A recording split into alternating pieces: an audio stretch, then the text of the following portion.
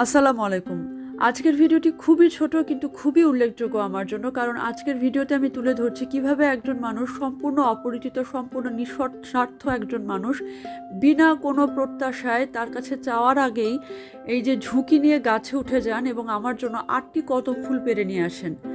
Basically আমার বাসার আশেপাশে বেশ কয়েকটা গাছে ঝুঁকে আসে কদম ফুল। গত বছর পর্যন্ত আমি খুব আফসোসের সাথে আমার জীবন কাটিয়েছি যে কখনো আমি কদম ফুল উপহার তো পাইনি, গাছ থেকেও পারতে পারিনি, কিনিও নি। ছোটবেলায় টুকটাক পেয়েছিলাম, তখন ফুলের মর্যাদা বুঝতাম না, খেলার ছলে নষ্ট করেছি।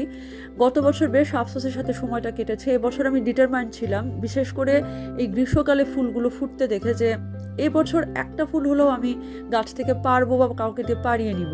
তো সেই উদ্দেশ্যেই এই সপ্তাহে হাঁটতে বেরিয়ে একজনকে রিকোয়েস্ট করি যে সবচেয়ে নিচে যে ফুলটা আছে, আমার হাইট যদি আর 6 ইঞ্চি বেশি হতো তাহলে আমি হয়তো পারতে পারতাম, অর্থাৎ একজন পুরুষ মানুষ দরকার। তো আমার এই আকুতিটা পাশ দিয়ে পার হচ্ছিলেন এই কয়েকজন দিনমজুর হবেন তারা। তো এই ভদ্রলোক, ওনার নাম মোহাম্মদ জামাল, উনি আমাকে দেখে, আমি চাইও নি বলিও নি ওনাকে, উনি একাই গাছ ছুটে যান এবং 8টি ফুল আমার জন্য পেরে নিয়ে আসেন। আল্লাহ তাকে এবং তার পরিবারকে সবসময় ভালো রাখুক।